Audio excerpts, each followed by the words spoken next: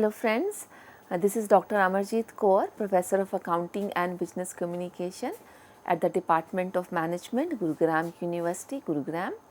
This is my privilege that I am here to talk about internal rate of return technique of capital budgeting. This is the second part in the same topic, on the same topic. So friends, as we know, the capital budgeting is a very important technique to evaluate projects where the capital investment is required, and in that direction we have certain traditional techniques and certain modern techniques where we use discounted cash flow analysis or discounted method. So in this regard, we have already discussed in the past, in the previous session, the internal rate of return while the cash flows are in the form of annuity. Today we are going to talk carry over with the same concept of internal rate of return, but we are going to consider how to calculate internal rate of return when cash flows are uneven, right. So, the second situation of internal rate of return, the cash flows are uneven.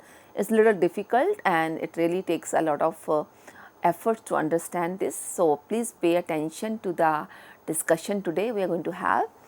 So, just to brief you, the internal rate of return is a financial matrix which we use to estimate profitability of potential investment, right, and it is calculating using discounted cash flow analysis which takes into account the time value of money. So, certainly we are using discounted cash flow DCF analysis in IRR, be it annuitive or be it the uneven one.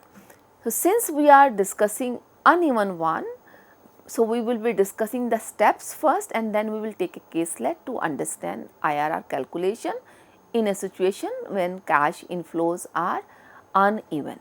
So, the formula which we use to calculate IRR is that NPV is equal to 0. So, 0 is equal to NPV is equal to present value cash flows after tax minus present value of cash inflows. The difference of present value of cash flows after tax and present value of cash inflows is equal to 0, means they are equal. So the point where the NPV is equal is 0, means the both inflows and outflows are equal, right. So, this is a very simple formula. So, the steps we need to learn, that what all steps do we follow to calculate the IRR in a mixed stream or uneven. So, have a look at the slide. The first step is to calculate average annual cash inflows to get fake annuity. Since the cash inflows are happening unevenly, let us say I am getting 1 lakh the first year, second year 1 lakh 80,000, third year 3 lakhs 20,000 and so on. So, my cash flows are uneven. So, first step is to get the fake annuity, means I need to accumulate all the cash inflows over the life of the project. So, total is going to divide it by n. So, let us say if the total of all the cash inflows for 5 years is coming out 10 lakhs and if I divide it by 5, so what will I get? 2 lakh, right. So, 2 lakhs would be known or taken as fake annuity. This is the first step where we calculate fake annuity. Now, once we have calculated fake annuity, the second step is to calculate fake PB, the payback period. Very much like we discussed in the previous sessions couple of times, the PB is basically the initial investment divided by the annuity. So, since we do not have the actual annuity, here we have fake annuity. So, we will divide the amount of initial outlay or expenditure, in fact, in simple words, with the fake annuity which we calculated at step number 1. So, that will give you fake PB, fake payback period, right. So, step 1, just to recall, we calculated fake annuity. Step 2, we calculated fake PB. So, this up to this level it is easy. Now, after that, the next step is that we need to go to entry table and find out 2 discount factors which are nearest to the fake PB period for a given n, right. So, entry table, the fourth table in the in any book, and then what we are supposed to find out?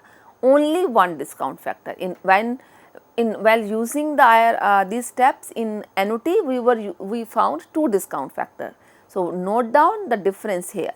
Here in this third step we have to calculate one, or we have to rather not calculate, we have to note one discount factor which is very close to the fake period, fake PB, which you calculated in the previous step, right.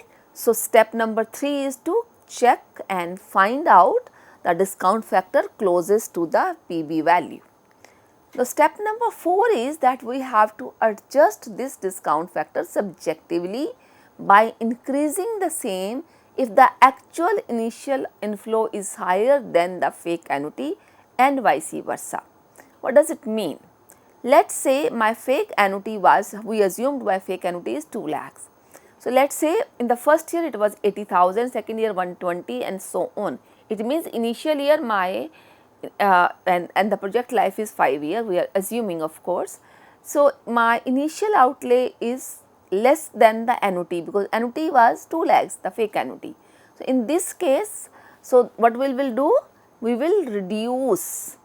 So if the actual annuity inflow is higher than the fake annuity or vice versa initial year, we increase it. If it is lower, then we reduce it. So adjusting the discount factor subjectively. So when I am saying subjectively, it means you will have to use your brain. So we have to increase if my initial outflow is higher than my average. Annuity is my average, of course, right. So if my an initial inflow is less than my average, which is annuity, fake annuity, then I need to treat it or need to adjust it subjectively. So that this, how much would you adjust it? It will be up to you, right. Say let us say my discount factor was 16%, the R in fact. So if it was 16% or 14%, you will increase it by 1 or 2 percentage. So then after that, refer to the present value table for rupee 1, find out the present value of mixed stream taking IRR as discount rate. So whatever the discount rate we calculated at step number 4, right. So in the step number 3, we referred the discount table. For annuity, we noted down the discount factor close to our PB and we noticed down the R. And the fourth step, we adjusted the R subjectively by 1 or 2 percentage, looking at how much is the difference from the average, from the annuity, right. And if the difference is huge, initial year let us say 20,000 and the last year is 7 lakhs, that is how the 10 lakhs total was there, right. So it means there was a lot of difference, then I may adjust it by 3-4 points. But if the initial and the annuity is not much difference, I will simply adjust it by 1 point. So we will take a case as well, then you will see the practical part. After that, what we did in the fifth one, I am just repeating here or explaining rather. In the fifth step, we are noting down the present value from the present value table of rupee 1. We are noting down present value of the mixed stream by discounting, by using by using the rate which we calculated at the step number 4, and that is how you will get 2 rates and then we interpolate, right. So we need to have 2 rates. What does it mean? We will have 2 rates, which is one is higher, one is lower. The rate which is giving us one positive present value, very much like net present value, right. So the rate R, which is if we discount the cash inflows at that rate, they will give us what? Net present values. So if we subtract the initial initial investment from it. So my net present value at one rate should be higher and one should be lower, and there one should be positive, one should be negative. Only then we interpret, and then the question will come to your mind, what if my both the net present values are positive. So, my dear friends, we will need to use another rate to calculate present value for all the cash flows, and we certainly need to have one positive and one negative. It means it is hit and trial. That is why it is lengthy procedure, it takes lot of time when calculating by hand. So, we need to recalculate the present value of those cash inflows, mixed streams, and taking a different rate of return, different R, by adjusting it subjectively again by using your common sense. Let us say if my present value is positive, and in both the cases, it means I need one negative value. It means the present value after discounted should be lower. So, my present value factor should be smaller, right. So, my present value factor should be smaller. So, you need to go for a higher rate, very simple. Okay. So, the interpolation would be the same way which we generally which we already discussed in the past, that R plus minus PB minus discount factor for the corresponding R, and divide this by the difference of both the discount factors. And otherwise, if you want to use the present value cash flows, the absolute values, then the IRR is equal to R plus or minus bracket starts present value cash outflow minus present value of cash inflows. The whole is divided by the difference between the two present values, which is delta PV, and then multiplied by delta R. The difference between two rates, if it is 13 and 14%, it will be 1, if it is 13 and 16, it would be 3, right. So, that is what the delta R is. So, now we will take up a case to understand exactly how this IRR is calculated when the cash inflows are in mixed form or are uneven form. So, here is a case where we are spending 56,125, that is the initial outlay. What are the cash flows expected for the 5 years, and it means N is 5. The second column is giving you cash flows after tax CF80, 14,000, 16,000, 18,000, 20,000, 25,000. Total is coming out 93,000, and discount factor. So, how will we decide the discount factor? So, I am actually solving the case and on the same slide, So, first step is we have to calculate fake annuity. So, to calculate fake annuity, we need to take then we need to calculate the average of the cash inflows, which is 93,000 in total cash flows, divided by 5. What is 5? N. 5 is number of years. So, it is giving me 18,600, right. That is the step number 1. What is the step 2? We just discussed a few minutes ago. Step 2 is to calculate fake PB. Fake PB is initial investment, which is 56,125 in this case. At the top it is written, divided by the annuity, which was calculated at step number 1. Annuity is 18,600. So, dividing initial investment 56,125 by the 18,600, which is annuity, it is giving us the PB, which is 3.017, right. This is fake PB because this is not the actual one, because annuity is fake and so is the fake PB. This is what we call it, this is an accepted standard formula. So, step 3 is that we have to go to the table and find out discount factor which is close to 3.017, that's the one which calculated in the step number 2. So, we go to table and we found the discount factor, which is 2.991, is close to 3.017, and then we noted down the rate corresponding rate R. The corresponding R is 20%. So, that is the step number 3, discount factor close to the fake PB, and then corresponding discount R or discount factor is 20%. After that, we need to adjust. So, since if you note from at the slide carefully, the initial investment are slightly lower than my average. Average was 18,600. initially 14,000, 16,000, 18,000, right? They are less than. So, what we need to do? We need to reduce the discount factor 20%, and so we are just reducing it by 2%. So, we took 18%, right? And then we need to calculate net present value at 18%, so that we have one positive and one negative. So, let us calculate at 18% and see either we get a positive one or the negative one. Now, look at the table at the top on the same slide.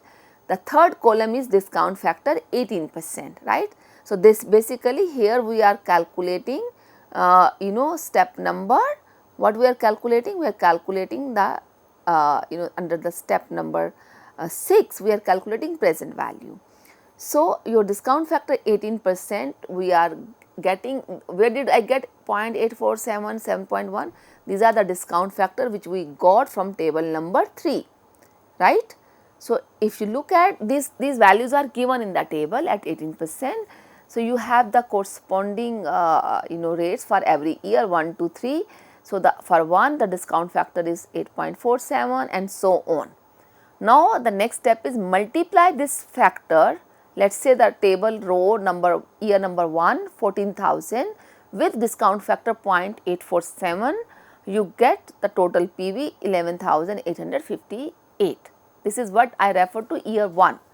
Same way for year 2 16,000 multiply by the discount factor for that year 0.718, you get the present value 11,488 and so on.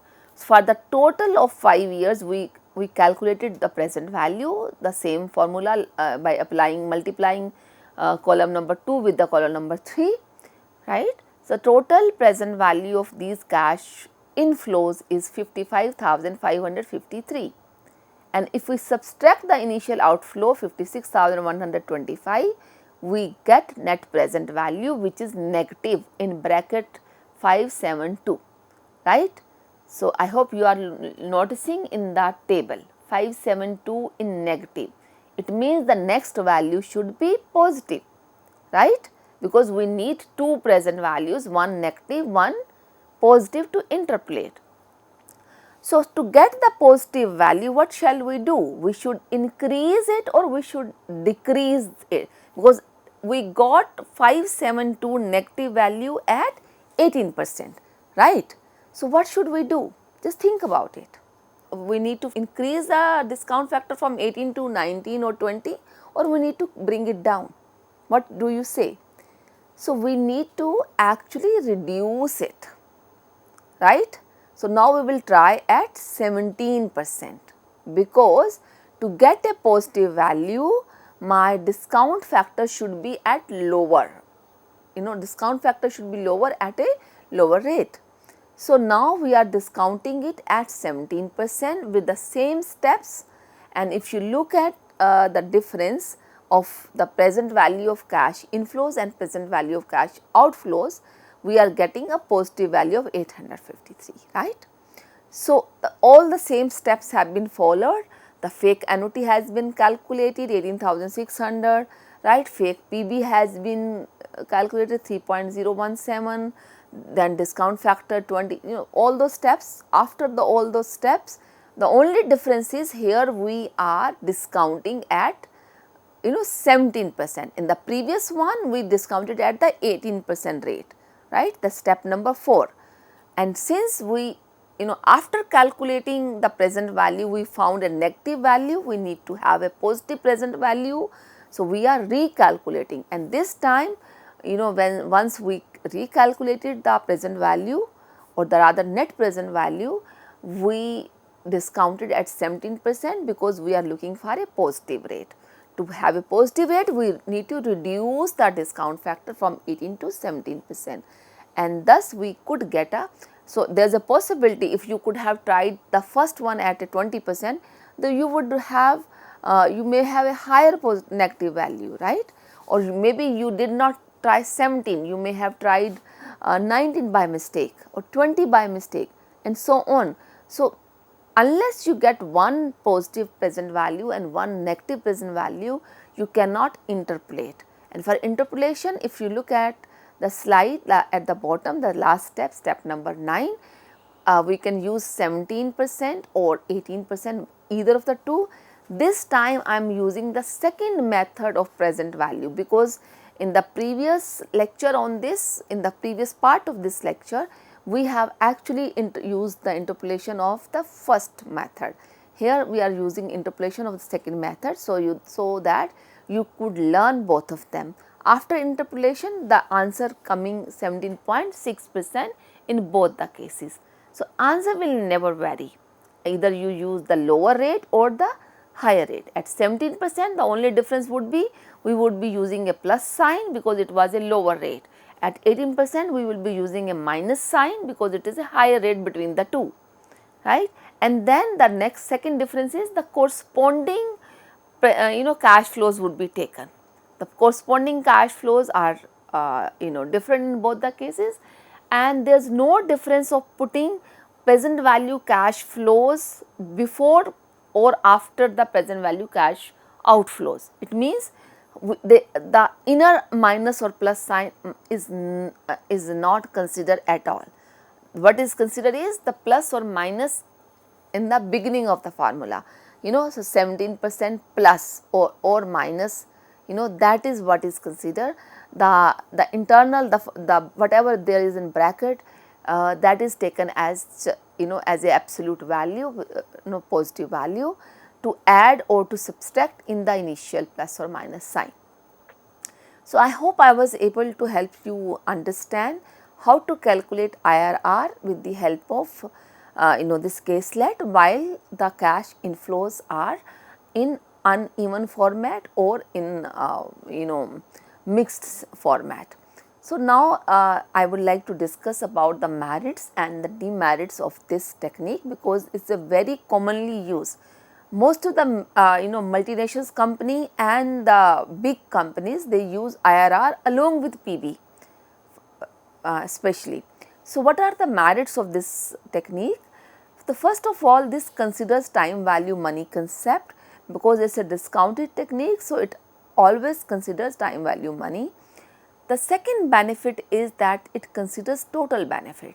There are methods where we ignore total benefits. We ignore in PB, we ignore total benefit. We stop the moment we are able to recover the initial investment, irrespective of the fact that the amount of inflows after the initial investment is huge. So, we tend to take a wrong decision by using PB, but here in IRR we are going to consider the complete value of the inflows throughout the life of the project. So, that is a very positive sign that nothing goes wrong, like PB can otherwise mislead us. And the another important advantage of IRR is that when we have to rank projects, this method is very, very useful, because initial investments could be different. NPV may not help you in that case. For ranking purpose, IRR really helps. And the fourth point is that we need not to calculate discount rate, because in net present value we have to use discount rate, and that could be the average of the capital used, weighted average rate, or etc. But here we need not to use the discount rate, because discount rate in itself is being found with the help of IRR. And the last advantage is that this method is consistent with the overall objective of wealth maximization, because it leads to give us a rate which ensures that we do not accept a project which is not helping us in wealth management. And what are the demerits? Nothing is actually without merits. Most of the formulas in capital budgeting, they have one or the other demerit. There are 4 demerits here. This technique involves very tedious calculation, as you have seen. The second is that in all intermediate cash flows cannot be reinvested at the rate of IRR, which is unrealistic, and it produces multiple rates, and person may get confused. And lastly, it is difficult to comprehend for times, because it is giving us multiple rates. So, it becomes difficult for users to understand which rate is there. Even then, despite being these difficult situation, this is the most commonly used because it gives very accurate results and accurate guidance to accept or reject a proposal. So, friends, I hope I was able to help you understand IRR in a mixed stream situation, and this is the time to now wind up. Thank you very much.